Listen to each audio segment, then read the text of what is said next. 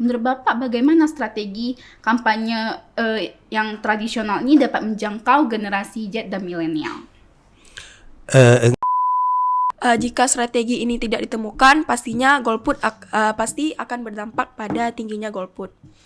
Kadang golput itu bisa terjadi karena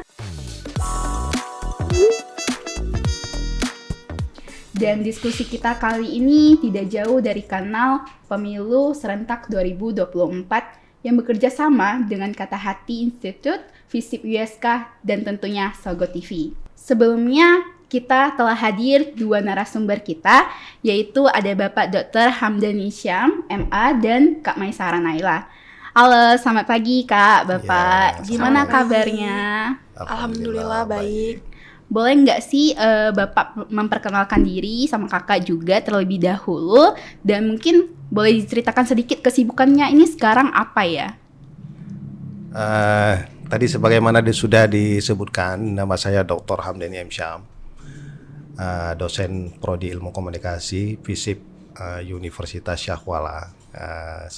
Sebagaimana dosen itu kan kegiatan sehari-hari kita disibukkan dengan mengajar, buat penelitian, termasuk kegiatan-kegiatan yang kita lakukan seperti hari ini yang disebutkan dengan pengabdian masyarakat. Boleh dari kakaknya? Kalau saya sendiri, seperti yang sudah Putri jelaskan tadi, saya Maisara Naila Al-Masri. Sekarang ini saya aktif sebagai mahasiswi di Universitas Syahkuala, jurusan Ilmu Komunikasi, udah di semester 6. Juga selain itu, saya juga sedang mengikuti magang di Kata Hati Institute. Baik sekali ya, berarti Bapak dosen dan kakak ini mahasiswi gitu ya. Jadi ya begitulah ya. Seperti kata pepatah kan, tak kenal makanya tak sayang gitu kan. Makanya ini kita memperkenalkan dulu narasumber kita. Oke Pak, berbicara mengenai politik dalam komunikasi dalam kampanye nih Pak kan, merupakan bentuk strategi komunikasi yang lazim kita dengar seperti itu dan dilakukan oleh partai politik juga. Kampanye sendiri terdiri dari kampanye tradisional dan modern. Kalau misalnya tradisional berbentuk seperti sablon, poster seperti itu dan dan jenis komunikasinya itu satu arah. Sedangkan yang modern mungkin melalui media sosial seperti Instagram, Twitter dan lain sebagainya, dan itu biasanya disebut komunikasi dua arah seperti itu. Nah Pak, boleh nggak sih nih kita diskusi nih Pak tentang strategi komunikasi dalam pemilu serentak 2024 yang akan datang nanti. Bapak Jokowi mengingatkan para kontestan 2024 agar menjalankan kampanye yang sehat. Menurut Bapak, pemilu serentak ini apakah partai politik akan menggunakan kampanye tradisional atau kampanye yang modern? Seperti itu, Pak. Ya, menarik tadi apa yang disebutkan oleh Bapak Presiden kita, yaitu Pak Jokowi. Ada satu pengharapan yang beliau sebutkan kepada partai-partai politik menggunakan panggung kampanye itu dengan sesuatu yang benar, sesuatu yang sehat ya gitu. Artinya sehat itu kan bukan sakit ya. Kalau yang sakit itu adalah ada satu kepincangan, ada satu kekurangan yang ada di dalam sistem kampanye itu yang membuat para kontestan yang ikut pemilu itu saling mempengaruhi untuk mendapatkan suara, sehingga melahirkan sesuatu yang tidak baik. Itu yang disebutkan harapan kampanye yang sehat berarti tidak sakit. Kalau sakit ya seperti itu. Jadi terkait dengan apa yang ditanyakan tadi, apakah partai politik akan melakukan sebuah strategi komunikasi tradisional atau strategi komunikasi modern? Dimana kalau kita lihat dari apa yang disebutkan tadi, bagaimana strategi komunikasi yang dilakukan oleh partai politik atau para kandidat yang ingin mendapatkan kursi di parlemennya, apakah menggunakan tradisional atau modern? Kalau kita lihat di judul itu kan generasi milenial dan generasi Z ya. Tentu kan kalau misalnya kalau kita lihat proporsi yang ada para pemilih itu lebih besar ya. Kalau kita gabungkan antara generasi milenial dengan generasi Z itu lebih besar sebagai pemilih. Kemudian kalau kita lihat di zaman konteks sekarang ini, kan media sosial itu satu media yang tidak bisa dipisahkan antara seseorang dengan seseorang yang lain. Secara secara mayoritas dan secara umumnya, dan bisa kita katakan bahwa tidak ada manusia di dalam masyarakat ataupun sangat banyak masyarakat yang menggunakan media sosial itu. Tentu salah satu yang harus dipikirkan juga oleh para kandidat itu apabila misalnya ingin mendapatkan suara itu, pola komunikasi yang dilakukan melalui media sosial itu sesuatu yang mengharuskan. Kemudian tadi ada juga kita sebutkan bahwa apakah akan meninggalkan pola komunikasi atau strategi komunikasi tradisional. Saya menjamin itu enggak juga.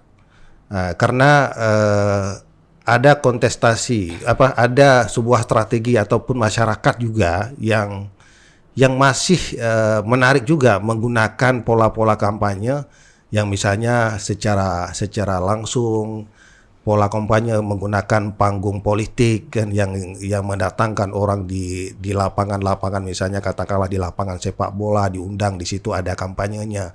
Itu pasti ada. Walaupun begitu, ya tadi sebagaimana saya sebutkan tadi, bahwa satu keharusan juga yang harus dilakukan, di mana sekarang itu media sosial itu sesuatu yang tidak boleh dipisahkan dengan masyarakat kita. Itu. Oke, baik. Berarti dua-duanya bisa digunakan ya untuk melakukan kampanye gitu, sesuai juga dengan mungkin situasinya, dengan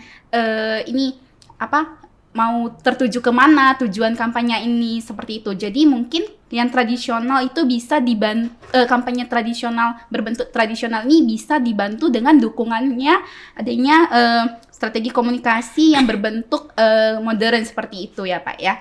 Oke, baik.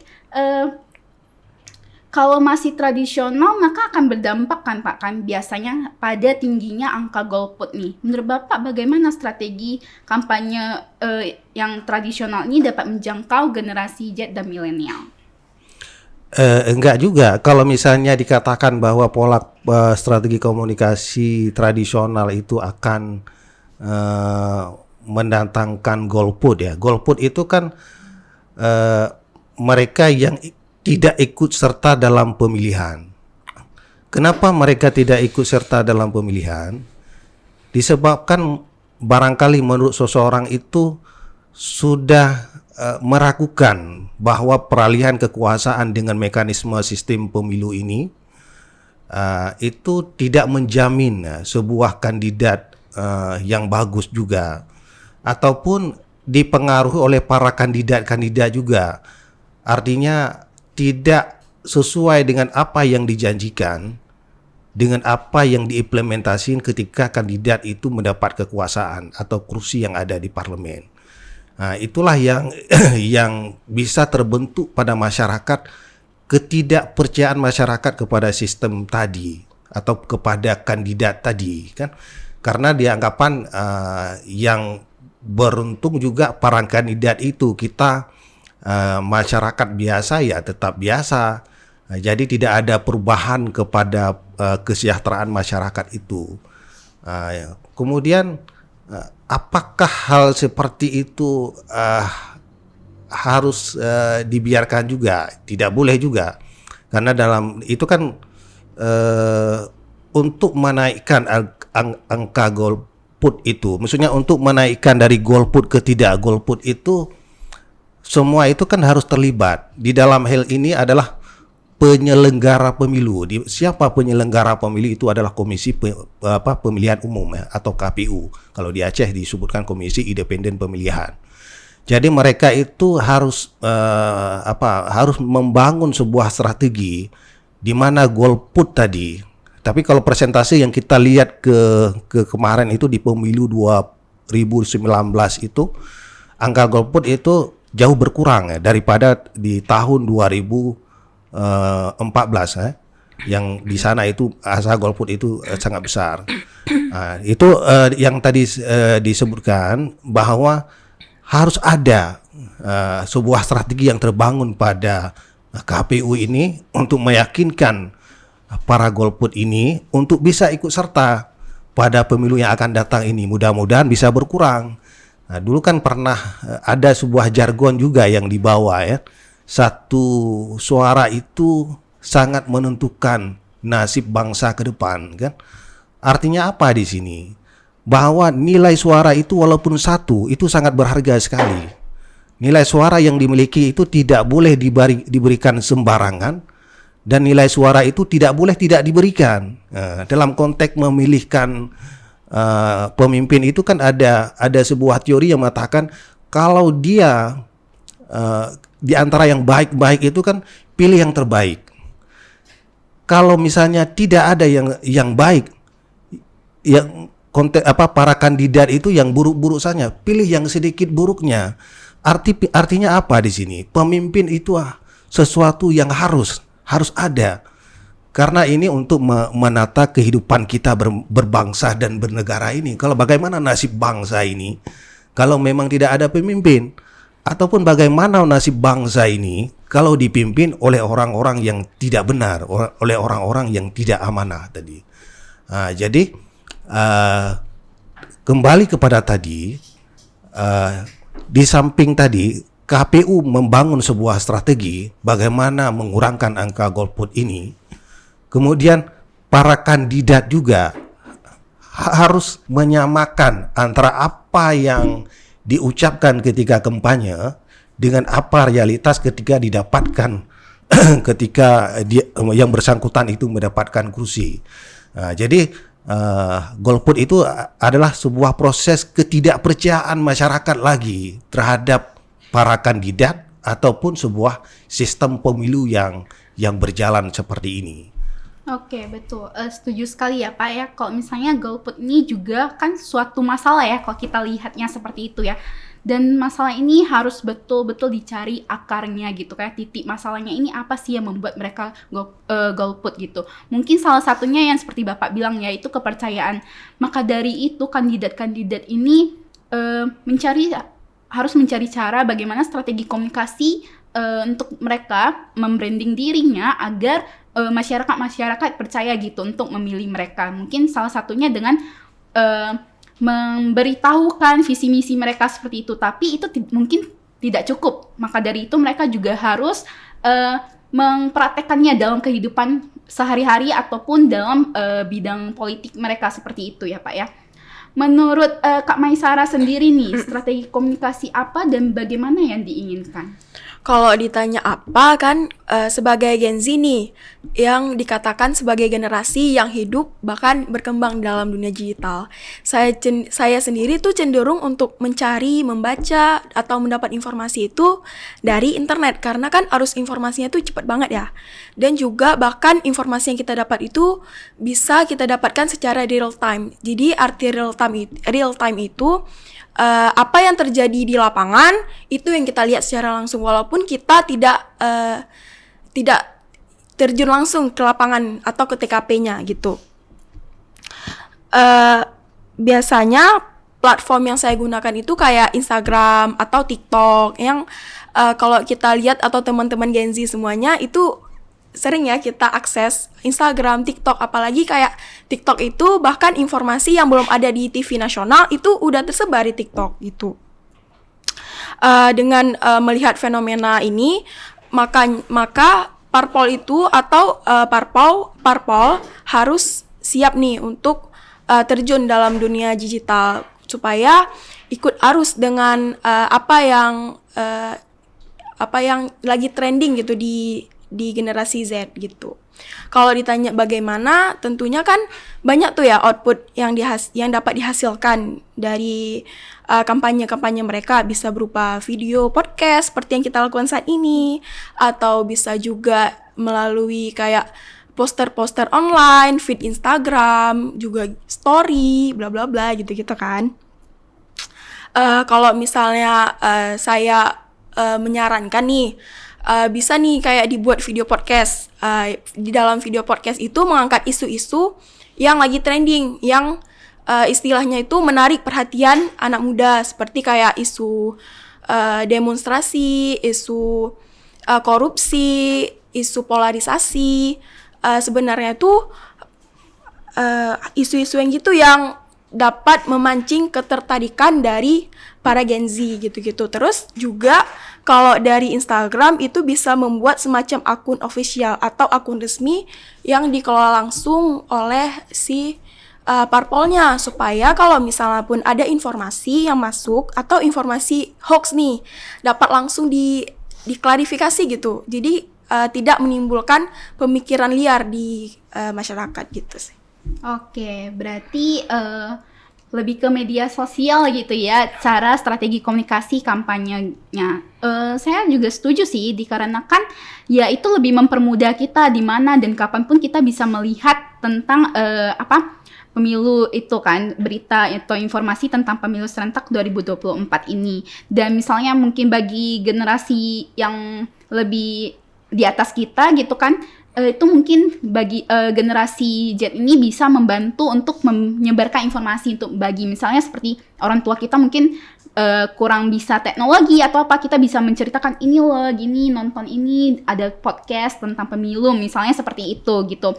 Dan media sosial kan lebih enak ya untuk ditulis informasinya gitu-gitu untuk disebarkan kan. Sedangkan kok misalnya yang tradisional agak sedikit mungkin kurang informasi, mungkin cuman kayak coblos ini gitu-gitu karena gini-gini gitu. Cuman itu aja. Tapi kalau misalnya di media sosial banyak informasi yang bisa kita baca. Kok misalnya contohnya sablon baju. Kan nggak mungkin kita tulis semua tulisan gitu. Siapa yang membaca di tengah jalan, orang lagi lewat seperti itu kan. Makanya itu mungkin yang tadi saya bilang kalau misalnya kampanye strategi komunikasi yang tradisional ini bisa didukung atau dibantu dengan jenis yang modern seperti itu. Bagaimana sih Pak perbedaan pesan yang disampaikan melalui media yang tradisional dan media yang lebih modern seperti sosial media? Ya, ini kan beda zaman ya. Kalau sekarang kan zaman yang penuh dengan digitalisasi, di mana media sosial ini, sebagaimana kita sebutkan tadi, bahwa sesuatu yang tidak bisa dielakkan oleh semua orang. Kemudian di dalam media sosial itu apa saja juga ada kan? Nah, orang kadang-kadang sekarang kalau kita lihat fenomena yang ada di sekarang, saya pengalaman juga sendiri, saya lihat itu lebih banyak kita mengakseskan media sosial atau smartphone kita daripada kita duduk nonton TV ya. Ini juga yang harus dipikirkan oleh para kandidat itu. Kalau memang dia pesan politik yang ingin disampaikan kepada masyarakat itu sampai kan. Lalu bagaimana sih perbedaan pesan itu kan? Kalau misalnya media tradisional itu kan sifatnya face to face ya, lebih terbuka ya, kepada alam terbuka ya, yang bisa digunakan dengan kampanye seperti model-model kita di atas panggung kan. Kemudian tadi juga ada disebutkan pola kampanye model sablon baju kan. Nah, itu memang dari dulu, dari saya kecil saya melihat itu masih ada menggunakan ya, masih juga menggunakan semacam spanduk dikatakan yang dikasih kepada para tukang beca misalnya kan, ada sahabat siapa misalnya dibuat di situ kan.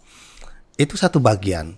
Jadi kan satu bagian di mana misalnya kalau kita menggunakan kampanye seperti misalnya sablon baju, itu tuh kan bahasa yang digunakan itu singkat-singkat karena space yang ada itu kan sangat singkat kan. Jadi apa sih pesan itu, atau biasanya apa jargon yang harus digunakan kan?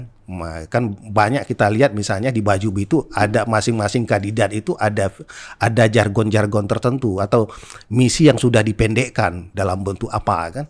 Kalau misalnya di dalam alam terbuka itu, misalnya seperti kampanye di atas panggung itu, tentu ya seperti biasa, seperti kampanye orang semacam ceramah. Tapi kan ada unsur penariknya juga yang biasa diundang ya. Biasa diundangnya para artis apa kan, ada pelawak-pelawak yang diundang supaya apa? Orang bisa ikut datang ke situ nanti. Baru nanti ketika orang sudah datang sudah rame, baru di samping ada lawak-lawaknya, ada lagu-lagunya, baru nanti pesan-pesan politik yang dimasukkan di situ. Kemudian kalau misalnya tadi disebutkan juga bagaimana dengan media modern yang ada sekarang ini, ada media YouTube, media TikTok ya, media Instagram misalnya, itu kan ada space tersendiri juga, dan ada pola-pola kampanye juga tersendiri.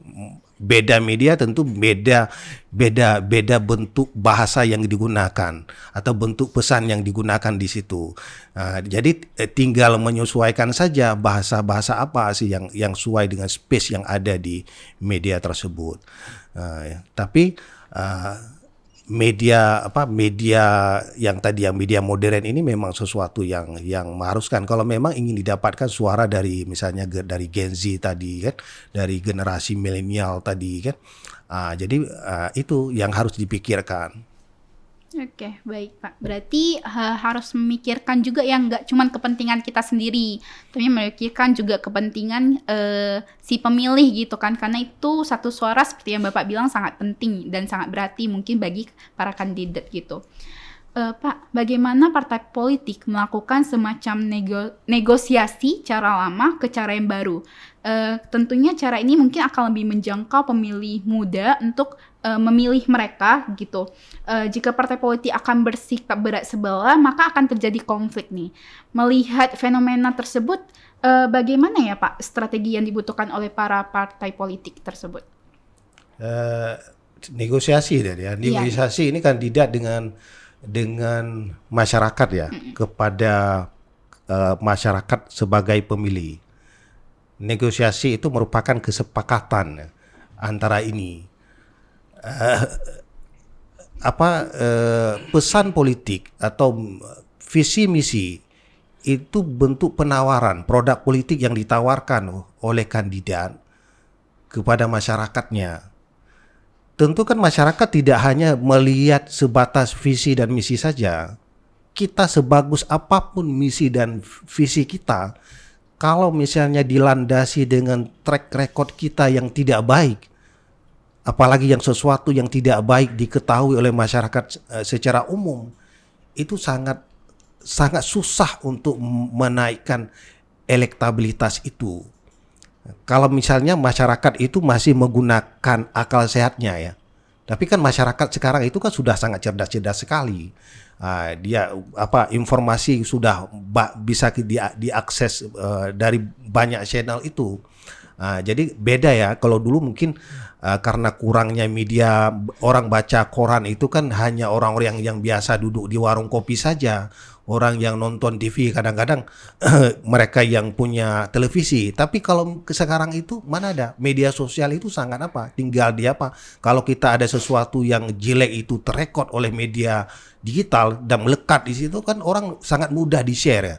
Yang tadi misalnya ada lawan politik antara satu partai dengan partai yang lain. Ada lawan politik kita antara kandidat yang satu dengan kandidat yang lain. Kan semua kandidat itu kan menggunakan strategi bagaimana menjatuhkan pihak lawan supaya menaikkan yang bersangkutan itu untuk bisa naik, untuk bisa mendapatkan kursi itu. Jadi negosiasi itu adalah sebuah kesepakatan. Kesepakatan itu biasanya kesepakatan yang sudah disepakati masyarakat yang memberikan suara. Dan sudah dijanjikan ada janji politik akan buat ini buat itu, tapi nanti pada realitasnya kan akan dilihat juga oleh masyarakat ke depan. Ada nggak kesamaan apa yang diucapkan dengan apa yang dilakukan ketika dia mendapatkan kursi itu. Jadi kemudian masyarakat akan mengawasi itu, akan memantau itu. Ketika kita naik lagi yang bersangkutan misalnya masyarakat tahu, itu tidak memungkinkan dia akan terpilih untuk selanjutnya. Makanya harus ada kesesuaian antara apa yang dikatakan ketika kampanye itu dengan apa yang dilakukan ketika dia mendapatkan kursi itu. Betul sekali. Berarti kita juga harus menciptakan cerita atau kita bilangnya track recordnya gitu dengan baik gitu, sehingga ketika masyarakat ingin memilih atau generasi milenial, generasi Z yang mau memilih, ketika mereka menelusuri nih apa yang mereka ingin pilih, misalnya si kandidat A gitu, mereka melihat track recordnya bagus, mereka seperti ini, disitulah mungkin menimbul, itu kan sebagai bukti juga ya mereka ya, apa pekerjaan mereka gitu, apa yang mereka hasilkan seperti itu ya. Makanya itu akan membuat mungkin dari masyarakat yang tidak percaya mungkin lebih terbuka sedikit hatinya pelan demi pelan gitu, sehingga masyarakat bisa melihat bahwa kandidat-kandidat politik tidak semuanya memiliki sifat yang tidak baik gitu ya.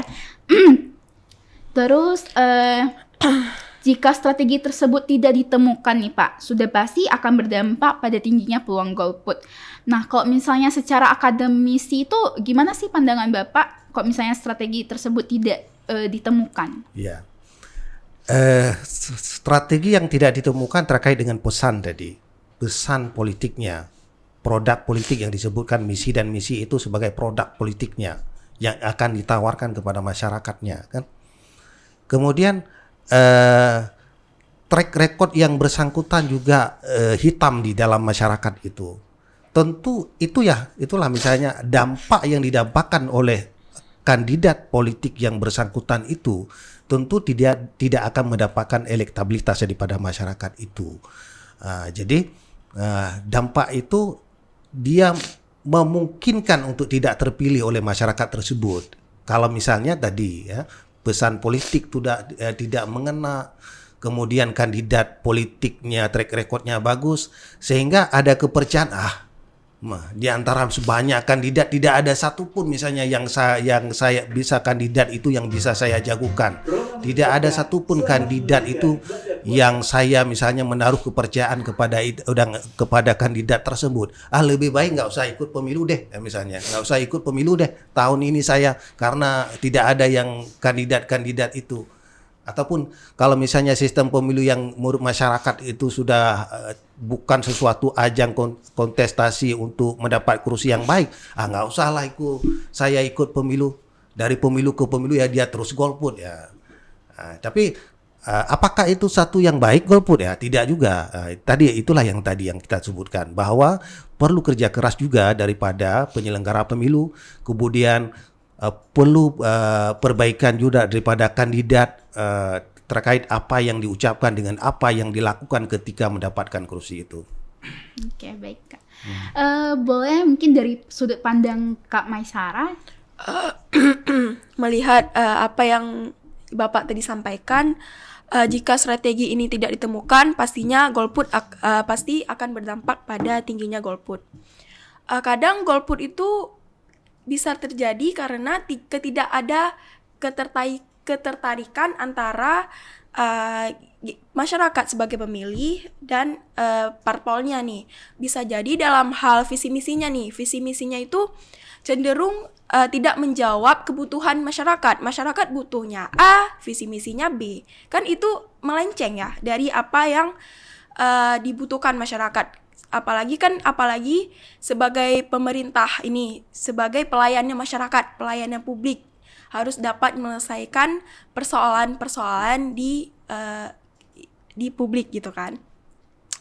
Terus juga golput ini juga kadang dilihat dari tingginya nih kasusnya korupsi, yang misalnya nih dia bilang ya waktu dulu tidak korupsi bla bla bla, tidak akan memberantas bla bla bla, tapi nyatanya begitu dia duduk nih mendapat jabatan, diberi tanggung jawab, malah melakukan sebaliknya. Jadi hal-hal seperti itu yang membuat masyarakat nih, terutama Gen Z itu udah nggak peduli sama politik, karena mau gimana pun kayak rasa-rasanya itu sama aja gitu, tidak ada perubahan gitu sih. Oke. Lebih dan kurang. Ya, setuju sih ya. Yang pertama itu yang kandidat-kandidat ini harus mencari dulu nih titik masalahnya apa, kebutuhan masyarakat apa, baru disampaikan pesan, dan pesan itu juga harus Menjawab. melalui media yang dapat dijangkau gitu kan dengan masyarakat, terus kemudian menggunakan bahasa-bahasa yang mungkin dimengerti oleh semua kalangan seperti itu kan. Terkadang mungkin mereka tidak mengerti apa sih inti visi misi mereka seperti itu, karena menggunakan mungkin bahasa-bahasa yang kurang dimengerti seperti itu. Makanya pesan dan proses itu sangat suatu hal yang penting gitu dalam pemilu ini, dan begitu juga mereka harus melihat tujuan yang ingin dituju ke masyarakat gitu seperti apa gitu. Jadi ya dengan begitu ya proses pemilu serentak 2024 yang akan datang juga akan berjalan dengan lebih baiknya. Mungkin sampai sini aja diskusi kita kali ini. Terima kasih kepada Pak Ham dan Kak Maisara yang telah menyempatkan waktunya untuk kita berdiskusi nih tentang pemilu serentak 2024, sehingga banyak ilmu maupun pendapat yang kita tukar gitu kan. Semoga Bapak dan Kakak sehat selalu di bulan suci Ramadan ini. Terima kasih. Mungkin sedikit pesan saya untuk para kandidat-kandidat ya, atau calon-calon peserta nantinya, untuk mungkin jangan fokus terhadap pilih partai saya, pilih partai B gitu kan. Tapi lebih fokuslah kepada memberikan pemahaman atau sosialisasi nih kepada generasi-generasi yang awal yang belum pernah memilih seperti itu, sehingga mereka mengerti apa sih pentingnya mereka memilih gitu. Kenapa mereka harus memilih, bukan siapa yang mereka pilih. Terutama itu kan kita harus memberi dulu pemahaman kepada terutama generasi Z gitu kan, untuk mereka mengerti kepentingan mereka memilih kandidat-kandidat ini seperti itu. Karena bahwa faktanya KPU 60% juga mengatakan pemilih muda lebih banyak gitu, 60%. Akan sangat disayangkan jika suara mereka disia-siakan seperti itu. Mungkin itu saja Bapak, Kak, terima kasih atas waktunya. Terima kasih juga untuk teman-teman Kata Hati yang telah menyempatkan waktunya untuk menonton podcast ini.